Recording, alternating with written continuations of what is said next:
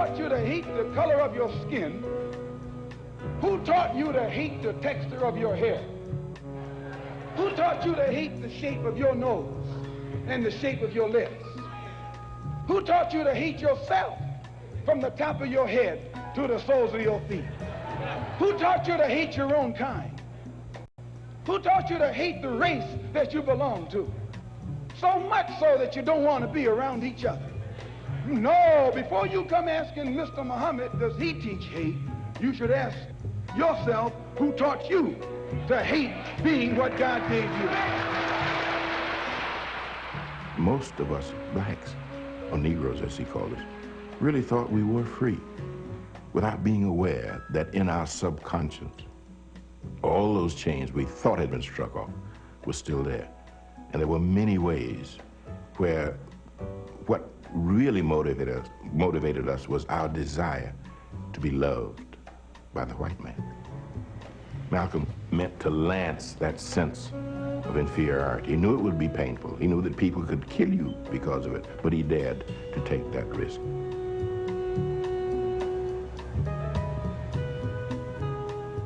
He was saying something over and above that of any other leader of that day, while the other leaders were begging for entry into the house of their oppressor. He was telling you to build your own house.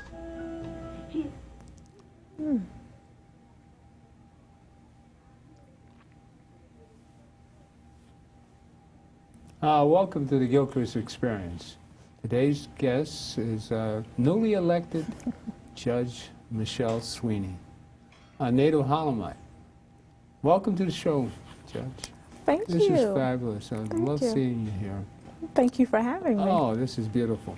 Well, tell us about your early beginnings. How does this impress you, Malcolm in the 60s? I mean, I'm sure you weren't born yet, but... all right. Well, the great thing is that a lot of Harlem's history has been preserved. Right. I grew up in the Polo Ground houses, which then was called 8th Avenue, now Frederick Douglass Boulevard. Right. Okay. And I'm proud to say I live on Adam Clayton Powell Jr. Boulevard presently. Right. So between those two avenues, just one avenue over is none other than Malcolm X Boulevard, formerly Lenox Avenue. So the history has been preserved, and you can simply walk the streets of Harlem, see the names of the streets, and that resonates with the history, taking the time to reflect on our ancestors and the movement that they've been involved in and all that they've done so that someone like me can go, as you've indicated, to the bench. I think that that's just fascinating. Yeah, a classic example of what you can accomplish with a good insight on how do you stay focused in that environment?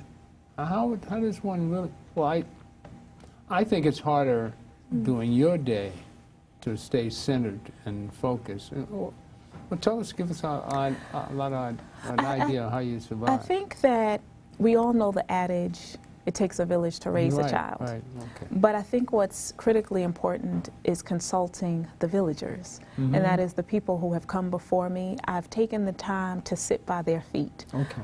Whether it's the living legends, such as none other than our congressmen. We've had in Harlem the same congressman, none other than Congressman Charles Rangels for my lifetime.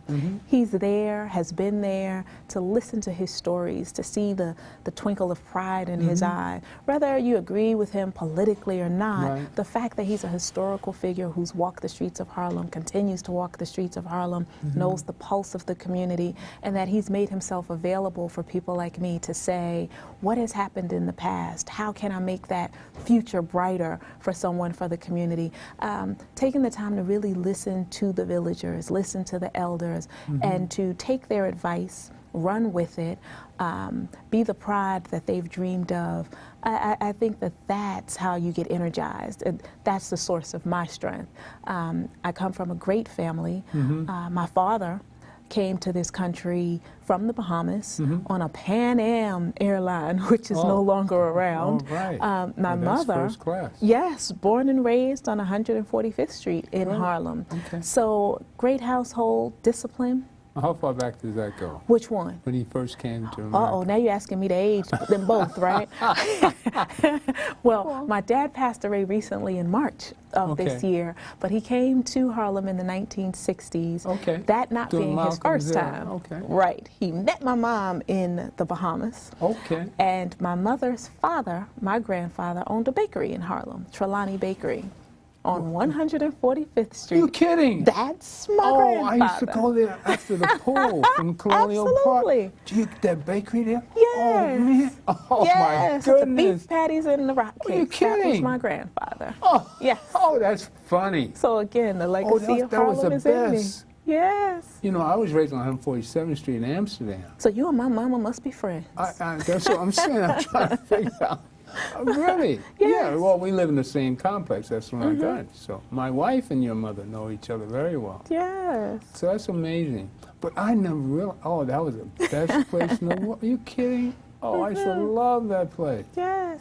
I used to come out of Colonial Pool when I was like 11. And oh, that was Next to Sammy K's supermarket in the barber shop. Yes. Oh my goodness. My mom attended PS 90, which is now a condo in Harlem. So right before its occupants. PS 90? PS 90 is right on 148th Street between 7th or Adam Clayton Powell and Frederick Douglass Boulevard. Yes. Okay. Yes, that was renovated recently to a condo. I remember that. Okay. Oh, that's fabulous. Yes. Oh, we're more homey than I thought. Oh, that's unreal. So we've changed the rule. It's now half a degree of separation. Huh? Yeah, quarter, what I can see. We're distant cousins. I mean, Absolutely. goodness. Oh, that's a, well, that was a good environment, I mean, especially that bakery. Boy, oh, I can't get over that place. Yeah. So my great. mother used to always tell stories about how when she grew up, all of Harlem was occupied. And it was just so interesting to see my contemporary, one of my cousins, who's a few years younger than me, when my mother would tell us stories about how they, you know, she had neighbors and all of 8th Avenue was fully occupied, and my younger cousins would scratch their heads and say, Auntie, I don't think it will ever happen again. I don't think it will ever be revitalized in my lifetime. And to see it now, back to really what it once was, if not even better, it's happened during our lifetimes, which is great. Well, I was raised right there on 147th Street in Amsterdam. And if you came down to 145th Street in Convent, my aunt owned that building, 471 West 145th Street. Then you had a tailor shop right down. You stepped down a couple of flights right across the street from Common Avenue Baptist Church. And my father was the presser there. My aunt owned it. And Uncle Speed, he was a deacon over at Convent. So we were talking about Convent earlier and how Deacon Martin. Calvin Martin is deacon there. But that connection there with Common Avenue Baptist Church, I first started going there when I was on my mother's knee in 42. And it's when still they came there. up the hill. So, I mean, there's a whole... And that's another point that you mentioned, just the church history as well. Yeah. The religious community, notwithstanding whatever your religion might be, our houses of worship have been really cornerstones for preserving the history and the culture of Harlem, whether it's the architecture, Ephesus, a Seventh-day Adventist church in Harlem, whether it's, of course, my church, Bethany Baptist Church on 153rd Street in Frederick Douglass Boulevard, between there and Bradhurst Avenue.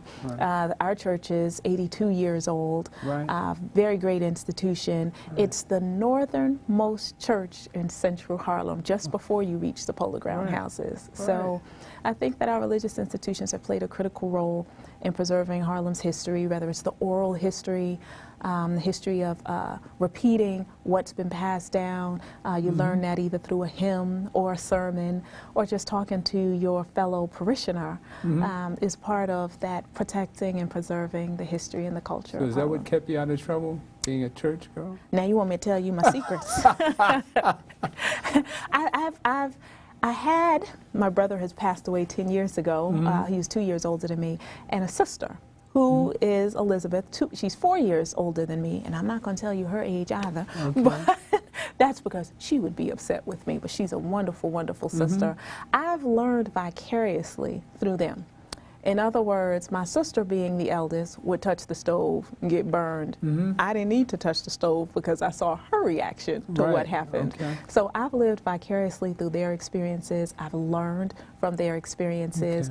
They paved the way ahead of me. So some of the mistakes that they may have made, I was protected from it because I learned from their experiences. So I think, but it hasn't been a crystal stair, as they say. There's been a number of obstacles, ups and downs, failures, disappointments, just as anyone else. But I think what's most important is having the courage to get back up, do it all over again, try it a new way, open a different door, is what keeps me going. You're so serious when you answer some of these questions at NAN. I mean, legal night. It's just so wonderful to watch you in that different role. And you're stern and very official.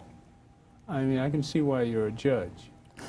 It's phenomenal. You know, people don't get to see a person like you, and they see the one position that you're in. And they don't understand there's a beautiful human behind the whole scene. Well, thank you. Oh, it's quite obvious to everybody that's watching. Well, legal night is so important. I'm going to introduce the last session at legal night. Oh. When you had something to say about Michael Hardy. And Michael Hardy was on Skype in, but he was sort of tied up today. But would you run that second roll in, and we'll come right back at you. All right? Thank you. Wait till you watch this. This is. Give that information to Arthur right there. He'll make sure that our Court Patrol gets that information. All right. All right. While everyone is standing, if you can remain in your positions, those who are seated, if you can stand on your feet. We want to thank Attorney Michael Hardy for the 4 years of legal night. He fought on it. He executed it. He does this. They said legal night has been going for 4 years, and while we're taking a hiatus for the upcoming months, he does this 365 days of the year. Without break, without compensation. He does it with a level of excellence, and he does it from his heart. There are those of us who will be able to sit behind a bench because he keeps his boots on, he keeps marching, he keeps fighting, he keeps advocating, he keeps speaking up,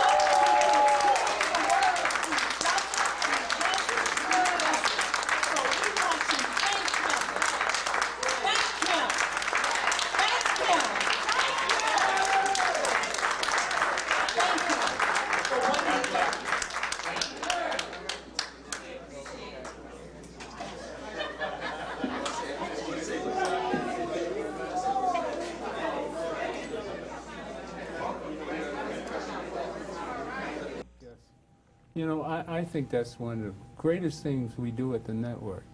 I mean, I've been enjoying legal night for so long now. It's just, I mean, people actually get to talk to lawyers. And now Judge Sweeney, I mean, she was just elected judge yesterday. I mean, we've got a judge sitting here, right? Thank you. And she helps the people. It's just so wonderful. I mean, to see how the 4 years that I've been watching you, I mean, it's just a blessing. Well, legal night is so important. It's exactly what you said. It's direct access. Yeah. And again, Attorney Hardy, the commitment, it's really indescribable what he does. He has a level of temperament. His knowledge of the law is vast. Everybody says that about him. You can know the law, but not know how to convey it to people who are non-attorneys, or even if they're attorneys, in a way that's persuasive but not overreaching, in a way that's comprehensive, in a way that leaves people with a level of hope. Even in some cases you've seen in legal night where the statute of limitations has passed. It's passed. Right. But still, he will say, well, let's explore other angles. Let's look at other routes. Let's look at some way to leave that person whole. Yeah. To, when they leave there, they can say, I've been heard. It's been fully vetted. Someone cares enough to listen, to research it and to listen. That's what he does. And I've seen him in venues outside of legal night, where just recently the National Bar Association, under the leadership of its new president, Pamela Means, they had a legal outreach to the community at Menacing Townhouses, which is just a stone throw away from the House of Justice. His ability to navigate the room, really get the pulse of the community, and to bridge that divide between the community and the attorneys. While the attorneys want to help the community and the community needs the help of the attorneys, they don't oftentimes speak the same language. His ability to comprehensively speak in a way that married the passion with the purpose, with the principles of the law is really incredible. It's a gift. And you get some nuts that come in there. Well, we get some people who have had not so positive experiences perhaps with our system. And so who get excited in a way that they express themselves, and still even they don't bother him. They don't unnerve him. They leave there having been heard. And that's really a natural gift of his. And we're really honored as a community as a whole to have someone leave there having been heard, and that's really a natural gift of his. And we're really honored as a community as a whole to have someone like him, and to have had this vision of legal night, and it's every last Thursday of the month, and you've seen it's filled in the rafters, filled to the rafters, which should just give you some sense of how people. Yes, there were people who drive overnight just to get to the House of Justice because they've crossed state lines. No one has been able to address their concerns. No one wanted to hear their concerns. And they said, if only I can get through the door, if only I can get here, I can get an answer. I can get the ear of someone who will listen. That's a great thing. That's what National Action Network has always meant to me, as a bastion of hope. You know? It's church for me on Sunday, on Saturdays. Oh yes. I mean, Reverend Sharpton to me is a disciple of Martin Luther King. And people want to be fed and taught how to feed themselves. And that's what happens on the Saturdays when they come in thirsting for information, just wanting to know what's happening in the community. How can I get involved? And how does it affect me? And it's conveyed in a way, again, that's comprehensive to the everyday person. And that's what it is. It's the power of everyday people. That's important. Judge, what type of cases will be coming before you that you will rule over? Well, as a civil court judge, I can be appointed to serve wherever the needs of the court are. In other words, I could be appointed to criminal court, I could be appointed to civil court, or I can be appointed to family court in any of the boroughs. So I don't yet know where I will be assigned, but I can assure you that whatever court that is, my background and experience lends to that, having worked in criminal, civil, and family, and that justice is what will prevail. It's a court that is open to having your cases fully adjudicated only after being fully heard, an opportunity to fully present your evidence. And so I'm not yet sure where I'll be assigned, but I can assure you justice will be dispensed equally and fairly with one tongue for the rich and for the poor and for each and every one who comes into the courthouse. I like that. Having been in the legal system for many years, I was speaking to some Supreme Court justices at a conference years ago, and I said, I've seen where people have been in court and people not properly or adequately defended from time to time, or there's something going on that really shouldn't. And I've seen judges just sit back as though, well, if his lawyer doesn't know what to do, that's his problem. But, I see a judge as an impartial person, but someone who is also looking for fair play. If there is someone that needs help, if an attorney needs help, this is just me speaking as a layman, not as an attorney, but I think that a judge should intervene, because we've seen too many cases where people have wound up in prison unjustifiably. And when things or certain steps could have been taken or should have been taken, just so that truth is adjudicated, as opposed to the facts of the case, you know. And hearing you speak, coming to the bench, is also an inspiration for our people. There are a number of African-American judges on the bench, even today here in New York. But to see another fresh face, one that understands the plight of the people, having been with Michael Hardy, who's been around for many years, working behind the scenes in a lot of cases, but to see you come in and declare not just your presence, but your dedication to the people who will be coming before you. I mean, if a person is wrong, they have to deal with the consequences of their actions. But to hear you speak, I was off camera listening from the beginning, you know, and the old days of Harlem and all that, and the restaurant. I've been to the bakery too. Oh, is that right? Oh man, that, Years ago when I worked uptown, you know, we used to go in there. that was a place. So- There was a line outside. Let me tell Always you, a line. I wish my You mom know. knew the recipe on how to make the meat patties. you know, but great spots like that are missing, but you know, the lineage goes on. And you're bringing another breath of fresh life and air to the Harlem community and to the city of New York, you know, by being installed as a judge. And we look forward to many years of your presence on the bench. And, Thank you. and as you move up on the bench as well. Yeah. Supreme Court in days to come. I'm just on that first step. On that first step. What we got? And I think that while there may be talk of higher aspirations, it's important that you really savor the step that you're yeah, on. right. Today. Make sure that you fully completed that step before you even aspire to another step.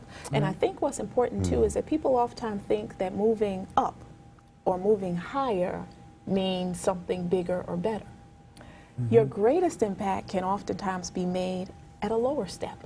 In other words, let me explain what I mean by that. Civil court is the people's court. The criminal court are what they consider the lower courts. The family court is considered the lower court. And so you think of Supreme Court as aspirational, but those are the courts where really the everyday person is most affected. Right. They have a housing issue. They have a civil issue. They have a small claims issue. Right. They have a low-level criminal issue, something that may not be supreme by way of the level of severity of the punishment or supreme by way of the dollar amount that's involved, but it's important to them.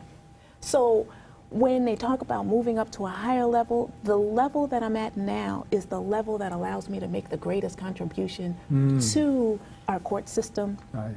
and to the people who, for a large part, are disenfranchised, because Right. most of them do not have Supreme Court cases. They have Right. lower level, everyday cases, and it's those cases that, because they are not properly or fully adjudicated, that oftentimes lead to a Supreme Court case. So if you have someone at the level of civil court, family court, criminal court, who can adjudicate those issues, resolve those issues, so that someone does not now have a docket full of criminal court cases, low-level offenses, or who does not now have a series of judgments against them in the civil court, and therefore it now escalates into something that warrants a Supreme Court case, that to me is making a huge difference, because Right. it's saying at this stage in your life, before it accelerates, before it gets aggravated, let's see if we can address it. Right. If it's really a housing issue, let's try and address it. If it's really a educational issue, let's try and address it. And you have at this level a level of discretion. Discretion is such a big thing. And oftentimes people are afraid to exercise it because of the consequences. To the extent that there is discretion, when you've come to the court with having done a legal night, and Right, you know right. what the background conversations are that people have, and you know what the real underlying issues might So it be, really you can exercise the Yeah. discretion that you're not simply limited in situations that you've mentioned where you see a circumstance. Your experience should be a factor in that, where you can say, this is something, well, let's take a step back here. There's something else going on here because I know the neighborhood of Harlem Right. where this case may have taken place. To have that discretion and exercise it fully and properly, that to me is what makes a great judge. Yeah. Someone who, again, even on the lower civil court, family court, and criminal court level, it's critically important because they make lifelong decisions that impact someone's life on a daily basis. I mean, I've been in court and watched some of these ACS cases, and it drives me crazy to see what goes on in the family court. I mean, that is a madhouse. I mean, the way they're snatching kids, that's $1 billion industry, ACS. And it hurts me to my heart, I mean, to see how they just rip our families away and tear families apart. And the way they pit the mother against the father. I mean, we went through so many cases that it's heartbreaking. I mean, Well, the agencies, as well as its representatives, whether it's a court-appointed attorney, they do great work. I just want to indicate that they do Herculean work with very minimal resources. And there are cases, whether in a criminal case, civil case, or family court case, where what we would like to call exceptions rather than the rule. But we're all operating with very limited resources, very limited time, and can try to do the best that we can within those parameters. And so I do want to commend those who do take their jobs very seriously and are very passionate about and compassionate about the families, but the caseloads, as we know, are overwhelming. I know that the court is working toward, in civil cases, making available attorneys, because we have a number of people who are self-represented, which sometimes lead to cases moving through the system a lot slower than they probably would have if you had an attorney who has a lesser caseload as well. So that filtering of which cases should be in the system, that filtering and exercising of discretion, whether it's in an ACS case as to what decisions, which children should be removed. It's a combination. It's a work in progress. It's a work that needs most certainly more players. We often hear, I'm singing to the choir. Well, the choir needs more singers in all of these areas. So it's a work in progress. you know who we've got on the line? I think we're Skyping in June. Is that what the... June, are you there? Technology. This is our crisis director at National yes, she's Action great. Network. Which, do we have June? Bev? Do we have the Skype? So you're so high tech. You're so high tech. Coming up. Hello? Oh, there she I is. hear a voice. Hi, June. I'm here. Yes, I'm sorry. The call dropped away. I don't even know. You busy? No, the call dropped. The call dropped. Yeah, I'm back on. Oh, okay. Hi, everybody. Congratulations, Michelle, sweetie. Oh, thank you so much. Yay. I finally get to say, here comes the judge. I'm so happy. Oh, thank you very much for this time today, Mr. Gilchrist. And I'm very, like you guys, I'm very affected by what's going on with the ACS system. So God bless you, sister, for being in place and keeping an eye on things. But just really quickly for your audience there, Mr. Gilchrist, National Action Network, we are a community organization. We do a lot of things to try to help the community. Ergo, the reason why we do Legal Night, bringing such wonderful minds like Michelle Sweeting to come in and answer the questions of the neighborhood. And one of the things that we will be doing this Friday, November 7th, at 10 a.m. sharp, we're doing an orientation for Home Depot, because Home Depot will be hiring people for jobs. Oh, and that's jobs good. is something that is desperately needed in our community. Good. I find that Home Depot, they work with we're going to have deaf people here. They definitely work with a lot of different people to have them employed, and they pay a decent wage. So anybody who is interested in coming in and being a part of this, if they go online to careers.homedepot.com and apply for a job. They just come on in and we'll go through the whole thing that day, and they'll be able to sit down and meet with a hiring manager. So I appreciate you letting me have this time. If people have any questions or concerns, please call me, June like the month, Moses like the Bible, at 212-690-3070.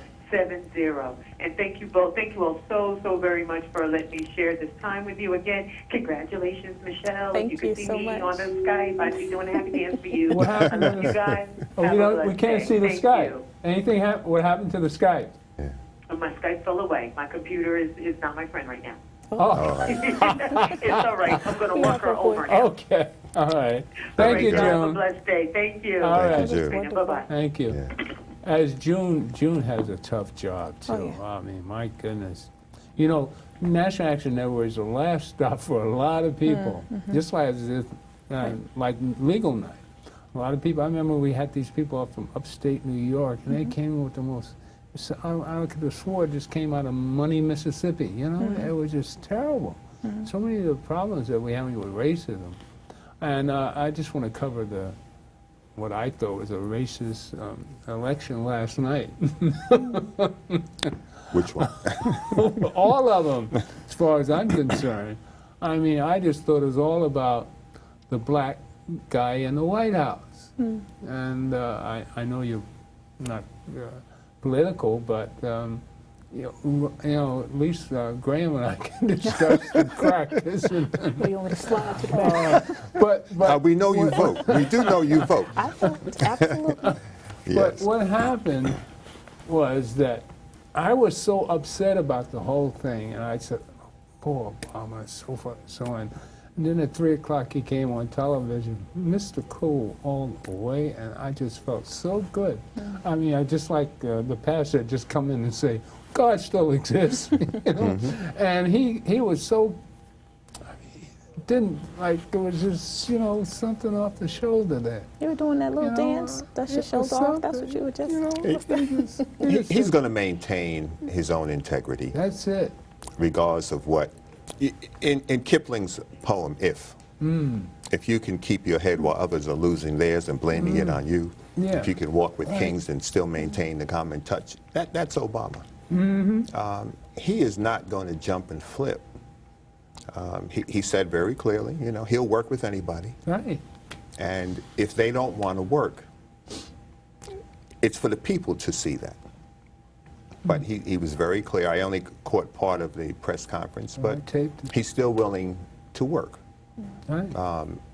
The people just have to have the common sense to see and understand what's going on. Right. And if they can't, then they have to bear the brunt of their choices. And Right. again, life is about choices. If you make the wrong choices, you suffer the But consequences. it's the blatant disrespect for the man that I so. I like to read his memoirs when this 8-year Lord. period is over. And this Grimes, Mrs. Grimes, what's the first name? I forget her first name. But the way she wouldn't have owned up to voting for him, and she was a delegate. I mean, how much sense does that make? How do you dismiss your president? I Well- mean, I just couldn't understand it.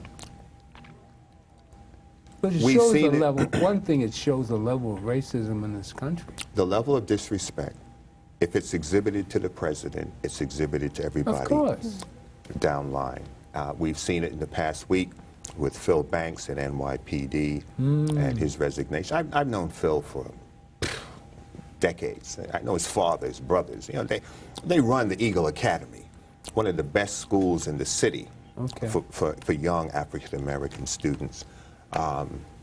And the bottom line is that, you know, the position was a lesser position. It's like being the Queen of England. You have the position, but you're not ruling anything. You're not in a position of authority.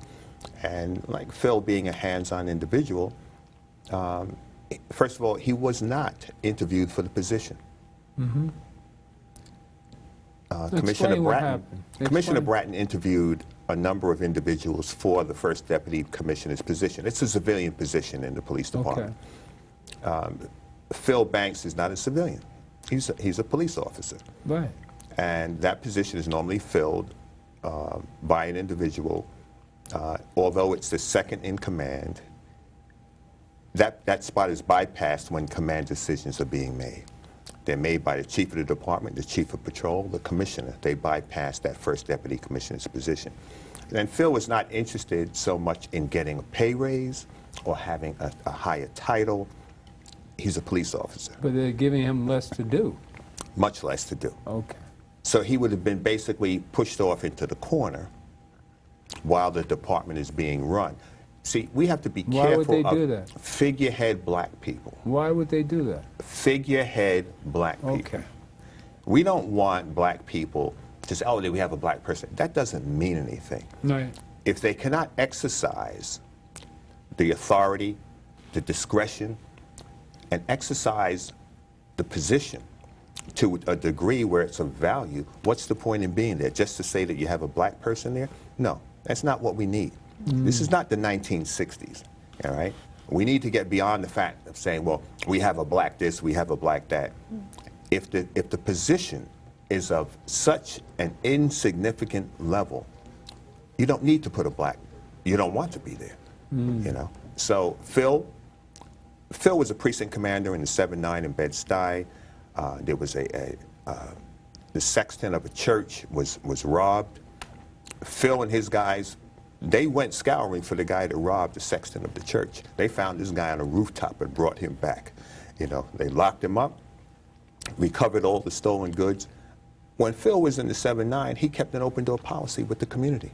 As the precinct commander, if you have a problem, come in and tell me, I want to know. That's the kind of man he is. I know his father, his brothers.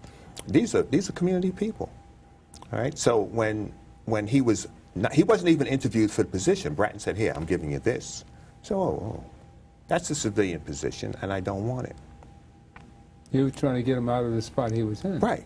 He was chief of the department. Chief of the department is the person who's running the operation on a day-to-day basis. So why would Bratton want to get rid of the Well, you'd have to ask William Bratton. We've invited him here, but he hasn't come. All right? But they've appointed somebody else this afternoon. I didn't get the information yet. But, you know, Phil said rather than be basically a token in a number 2 position, he had his time, so he retires. He'd take his pension and go. But so who takes his place? Jimmy O'Neill was chief of patrol, who might move up into chief of the department spot. I've known Jimmy O'Neill for 30 years. Matter of fact, he was in Staten Island when we were there for the march. He came over to me to speak to me. Hadn't seen him in a while, but Jimmy will be probably moving up. All the promotions that took place today, and we have a number of other blacks that may move up. But there's no point in having a position where it really is of no value. There's no point in being a figurehead just to say you have a black person there. Like Clarence Thomas. Especially when you have so much experience. You know, I'm sure she wouldn't want to be the judge of a beauty contest. Oh, I don't know, Miss America.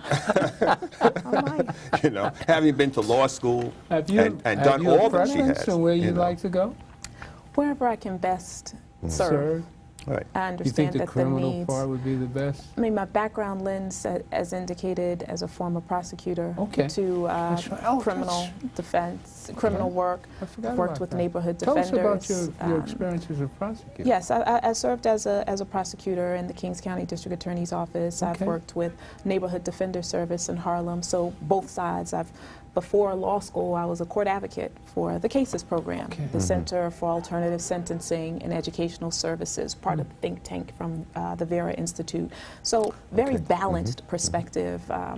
I've worked in the Corporation Counsel's office on the civil side, specifically in their police unit, special federal litigation. So I have that experience balanced also with my experience in the NAACP.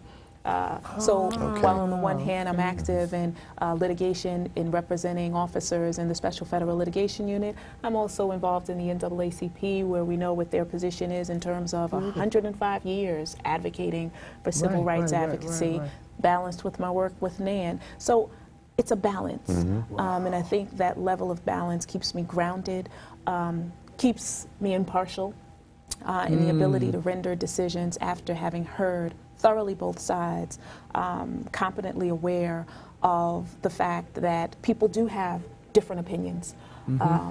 But those opinions, grounded both in facts, grounded in law, and grounded in everyday experiences, as you've indicated. Right. So that balanced temperament, I've served as a law clerk to an appellate justice, as well as to a Supreme Court judge. So from the adjudication perspective, being aware that notwithstanding my personal views, relying and giving each side an opportunity to present their evidence. That's one of the issues that often comes up in court is someone says, you didn't hear me, or I didn't have an opportunity to present my photographs or present my testimony, or in legal night, we learn that someone may take a little longer to tell their story.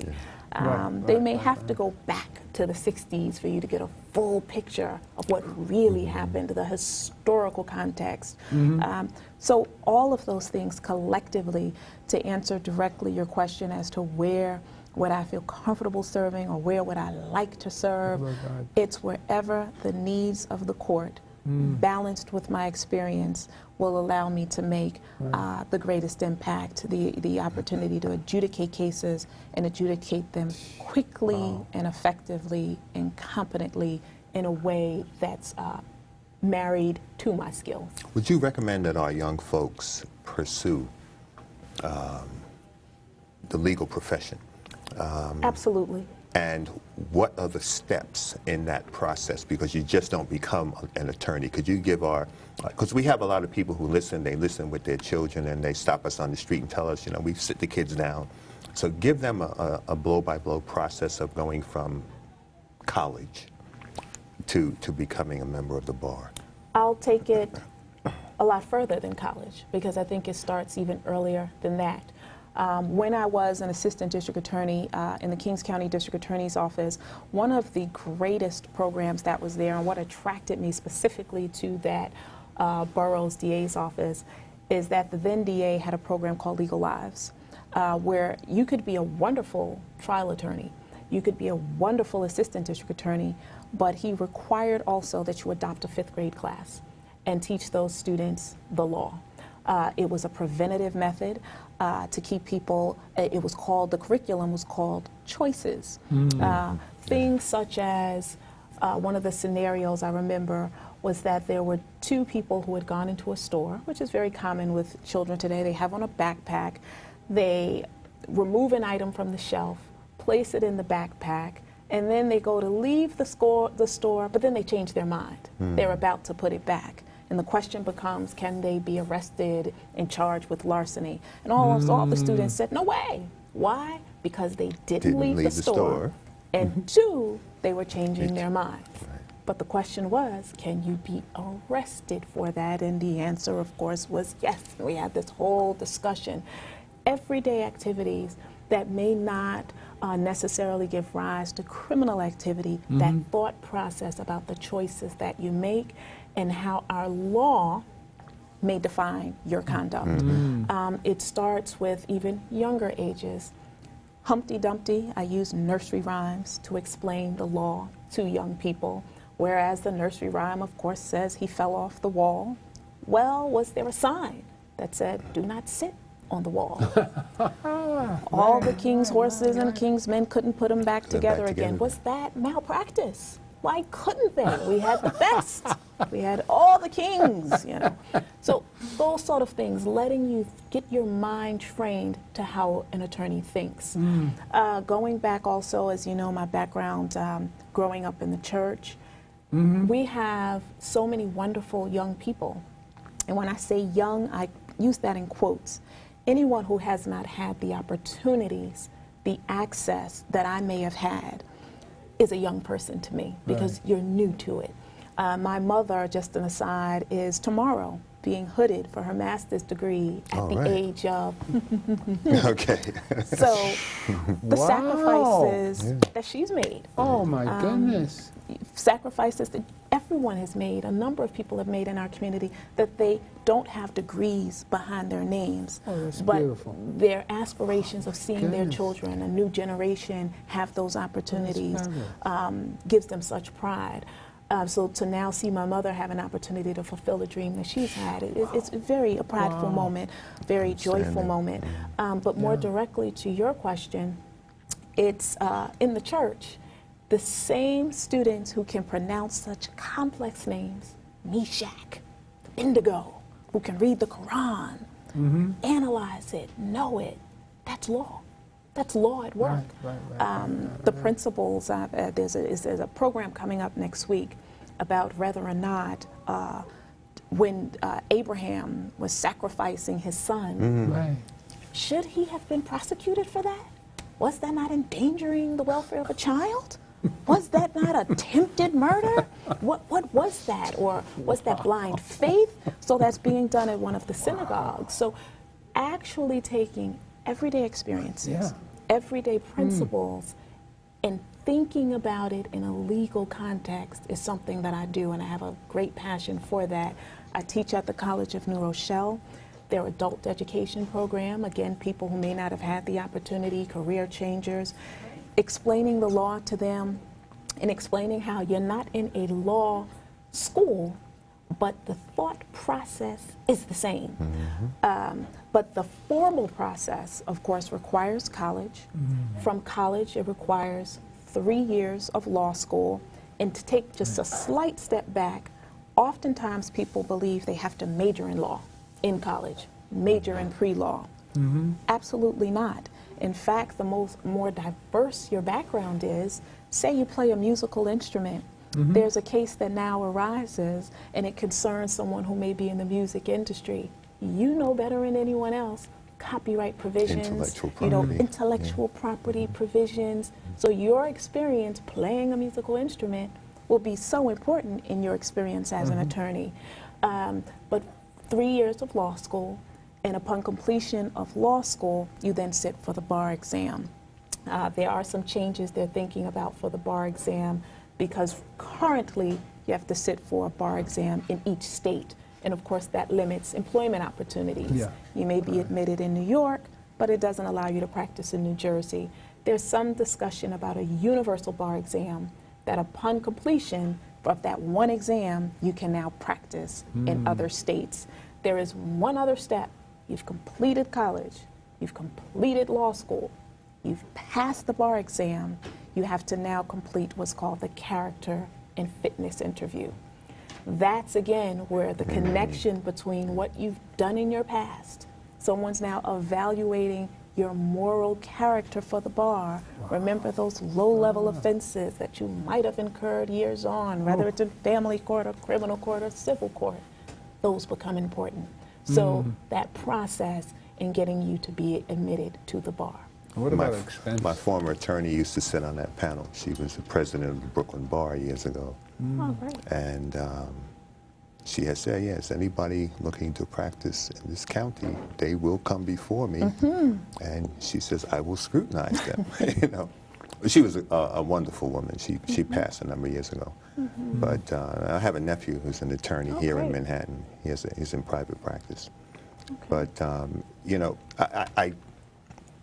I tell students, if you don't love to read, you know, reading is so critical. You know, if you gain, what you gain in reading and studying can never be taken from you. Your sneakers can be stolen. Your car, I've had my car stolen. I've had my house broken into. But what's in here, no one can take. That's true. And reading, as well as math, critical to our existence. And reading, I remember at City College reading the cases. That was pre-law. You know, reading case law, federal cases. But what you have is the passion. What you have is the passion. And for any child that has a passion to become an attorney, go for it. You know, you're not going to be 15 years old for 15 years. You're going to grow, you're going to progress, and to find your passion and then go with it, it will carry you through life. And you mentioned a great thing, the reading newspapers also. Whether you agree with their positions or not, underlining those words and then putting them into the legal terms, getting young people or anyone involved in reading all of the newspapers. You have to be current on what's happening. I think also makes you a good attorney is to know what's happening. Yeah. Right. Not just the case law, because the case law usually evolves out of a scenario that may have been reported in the news. Right. So being contemporary and knowing what's going on is also a really good attribute in terms of your representation as well. Being able to relate to other people's experiences that may be completely different from your own. What about the expense of school? You know, everybody's worrying about student Oh, loans it's these expensive. days. How much money was It's expensive? It's expensive. It is an investment. Right. And I okay. think the priority being toward that investment. Okay. That investment, and then the return. And the return should be that you're investing in something that may not have a monetary return. Okay. When you have worked on a case that now allows someone to stay in their home, when you, because you stayed up late night reading, found some footnote in a case somewhere that your adversary may not have read, and when you have that level of passion and also without fear or favor, because you can be passionate to just simply getting the result that you want, but you can be passionate also without fear or favor of going the way in which the law and your investigation and your research has directed you.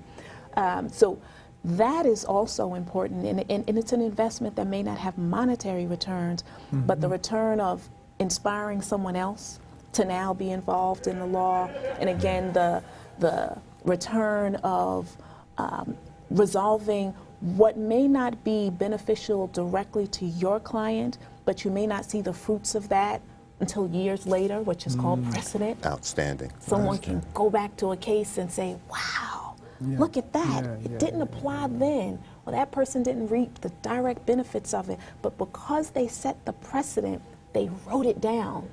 They recorded it. That also, the writing part, keeping a record. The one thing in the court that oftentimes people forget that's the most important person in the room is the court reporter. If he or she didn't take it down, it didn't happen. Right. It's what they heard and what they recorded. And even going back to, we started with the 60s, that's our favorite starting point here tonight, is they recorded their history. You began with the opening scene. Had not Malcolm X written down his experiences, had not Dr. King taken advantage of toilet Birmingham paper, letters. if you will, Yes. to write Birmingham letters jail. from a jail, Yeah. we wouldn't have it. Right. There would be no recorded written record. So we can go back and see a Lenox Avenue and know Malcolm X Boulevard and why it is that, because someone took the time to write it down. I had mentioned in my own sort of journey toward the bench, my parents had given to me on my 9th birthday. Back then, it's called a diary.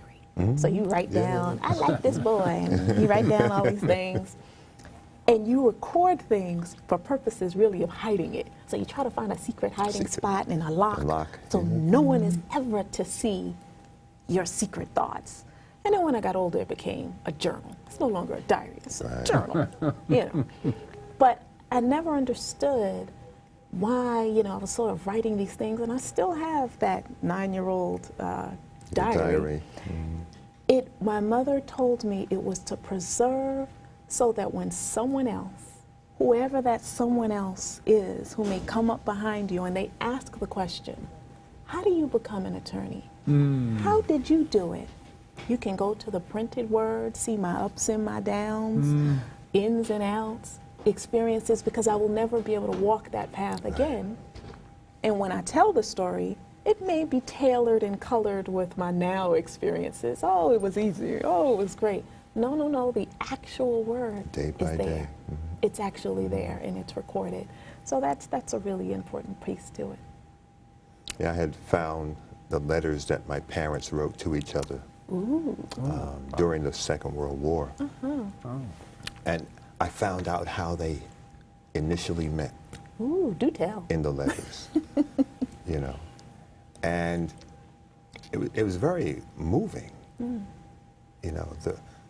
to journal, to be able to go back and read, and our people, we have a great oral history. but to write it down, as in the court, the empirical data, the empirical information. And we said on the job, if there's no complainant, there's no crime. If it's not on paper, it doesn't exist. And this is the way the system operates. You know, until it's put on paper, it doesn't exist. And our folks need to understand how that system works. And having the legal night enables them to start picking up those bits and pieces. When John White was on trial in Suffolk County, I said to one of his attorneys, I said, I'm analyzing him as he's cross-examining a guy, and I'm saying to myself, he's cross-examining him the same way I watched Alton Maddox cross-examine Pagonis. And I worked for Alton for 8 months up there. And when I went up to him later, he said, Alton was one of my teachers. So Alton poured into this man so that he, 15 years later, or more, could defend John White. And we know his sentence was commuted by the governor. But it was an excellent presentation to see how he literally took a witness apart on the stand. Well, I'm sure your students are raving about your accomplishment. They're excited. Being a judge. They're excited. And we're running a little bit out of time, but anything you want us to know about what we didn't hear? Or? Well, I think shows like this are so important. Thank you. It allows for that exchange that you oftentimes don't have outside of our most intimate settings. It's a forum by which the community can be heard and get access, an opportunity to fully vet, sometimes even for the first time, hearing voices that they have not heard. I thank you, both of you, for having shows such as this. I grew up watching Like It Is and Positively Black, reading the Big Red newspaper.